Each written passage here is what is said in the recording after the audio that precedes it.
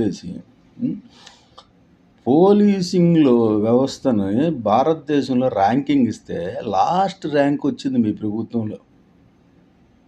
ఇంక మొన్నటికి మొన్న భారతదేశం మొత్తం ఆంధ్రప్రదేశ్ వైపు చూస్తూ ఉంది లాకప్ డెత్లు గురించి చెప్పుకుంటున్నారు. ఈ పరిపాలనలో లాకప్ డెత్లు ఏం చేస్తున్నారు? ఈ రెడ్ బుక్ రాజ్యాంగాన్ని పక్కన పెట్టి అంబేద్కర్ రాజ్యాంగాన్ని దృష్టిలో పెట్టుకొని పరిపాలించండి.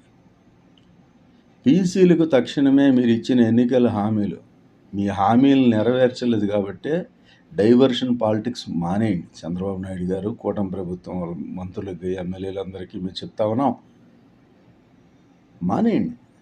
ఈ డైవర్షన్ పాలిటిక్స్ మానేయండి. ప్రజలకు ఏదైనా చిత్తశుద్ధితో చేద్దామని చూడండి. ఇంతవరకు మీరు ఇచ్చిన ఎన్నికల్లో ఏ ఒక్క హామీ నెరవేరలేదు. హామీలు నెరవేరకపోగా ప్రజల మీద భారం వేస్తూ ఉన్నారు. ఇదేనా మీ సంపద సృష్టి? 30 years 40 years రాజకీయ అనుభవం, 3 సార్లు ముఖ్యమంత్రి అని చెప్పుకోవడం? ఇది కరెక్ట్ కాదు. మీరు ఏమైనా సరే బీసీ రక్షణ చట్టాన్ని అమలు చేయండి, రాజ్యాంగబద్ధంగా పరిపాలన చేయండి. Law and order situation Andhra రాష్ట్రంలో ఫెయిల్ అయ్యింది. వెంటనే తక్షణం సరిదిద్దుకోండి. లేదంటే కేంద్ర ప్రభుత్వం రాష్ట్రపతి పాలన దిశగా అడుగులేసినా వేయచ్చు.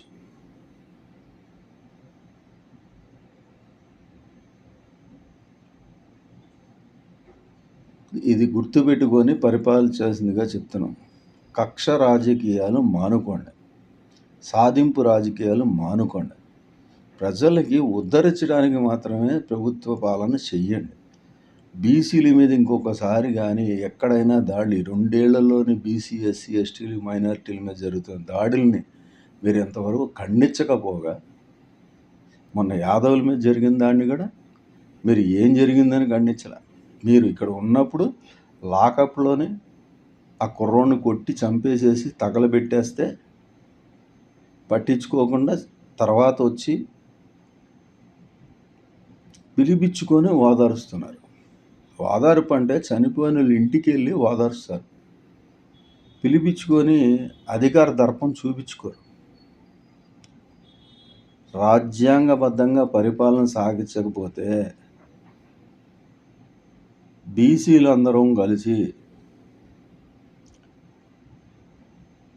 తిరగబడే రోజు, మీ ప్రభుత్వానికి ఓటు అనే ఒక ఆయుధంతో బుద్ధి చెప్పే రోజు దగ్గరలోనే ఉందని మరీ చెప్తున్నాం, హెచ్చరిస్తున్నాం.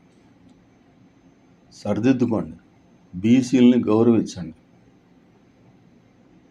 బీసీలని, ఎస్సీలని, ఎస్టీలని గౌరవించకపోతే మీకు రానున్న రోజుల్లో ఒక్క బీసీ, ఎస్సీ, ఎస్టీ ఎవరు ఓట్లు వేయరు. మీకు 0 seats వచ్చినా ఆశ్చర్యపోక్కర్లేదు. ప్రజలు గమనిస్తూ ఉన్నారు ఎవరు ఎలా పాలన చేస్తున్నారు, ఎవరు మాట మీద నిలబడుతున్నారు అని. మీకు గడ్డుకాలం స్టార్ట్ అయింది. ఇంకొకసారి బీసీల మీద, ఎస్సీ, ఎస్టీల మీద దాడి జరిగితే, ముఖ్యంగా యాదవుల మీద ఎక్కడ పడితే అక్కడ దాడులు చేస్తూ ఉన్నారు. ఇలాంటి దాడుల్ని మీరు ఆపకపోతే యాదవులు మొత్తం గట్టిగా బుద్ధి చెప్పే రోజు మీకు ఉందని మరీ హెచ్చరిస్తాం.